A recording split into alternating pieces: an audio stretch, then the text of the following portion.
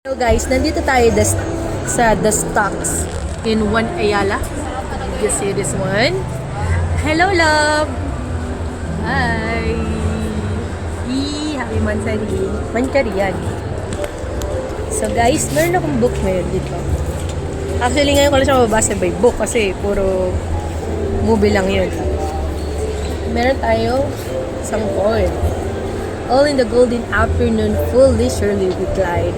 For both our oars with little skill, by little arms are plied, while little hands make a vain pretense our wanderings to guide. Ah, cruel threat, in such an hour, beneath such dreamy weather, to beg a tale of breath too weak, to steer the tiniest feather.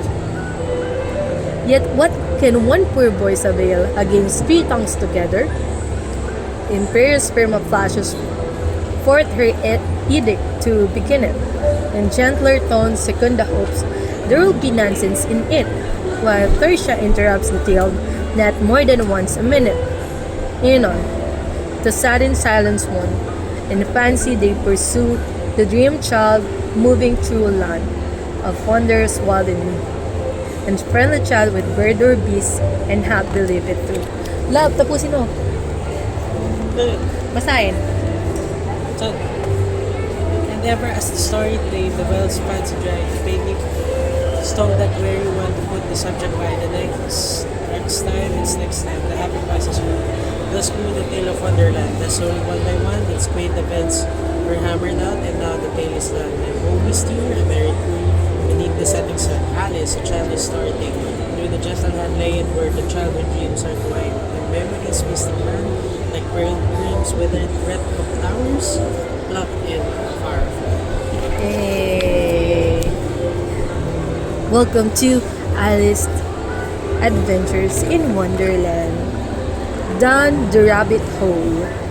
Alice was beginning to get very tired of sitting by her sister on the bank and of having nothing to do. Once or twice, she had peeped into the book her sister was reading, but it had no pictures or conversations in it.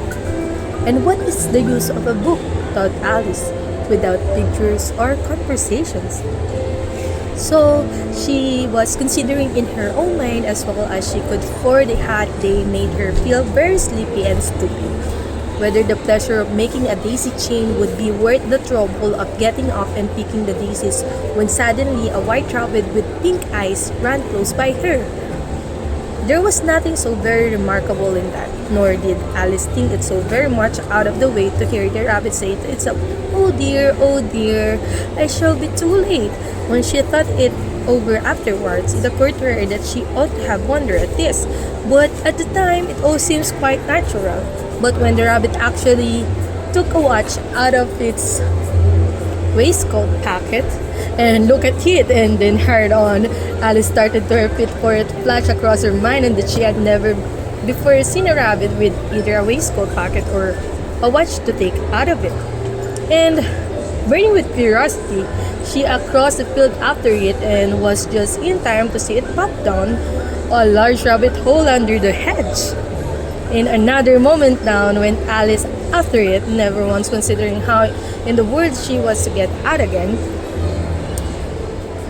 The rabbit hole went straight on like a tunnel for some way, and then dipped suddenly down, so suddenly that Alice had not a moment to think about stopping herself before she found herself falling down a very deep well. Either the well was very deep or she fell very slowly, for she had plenty of time as she went down to look about her and to wonder what was going to happen next. First, she tried to look down and make out that she was coming too, but it was too dark to see anything. Then she looked at the sides of the well and noticed that they were filled with cupboards and bookshelves. Here and there she saw maps and pictures hung upon pegs. She took down a jar from one of the shelves as she passed. It was labeled orange marmalade.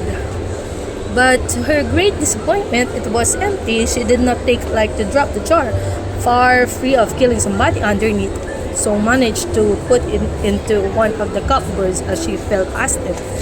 Well, thought Alice to herself, after such a fall as this, I shall think nothing of tumbling downstairs. How would they all think me at home? Why I wouldn't say anything about it even if I fell off the top of the house, which was very likely true. Down, down, down. Would that will never come to an end? Gusto ko pa siyang basahin, tapusin, pero pinisa ko. Bye! Natapos ako sa page 15. Page 15 na ako. Bye-bye!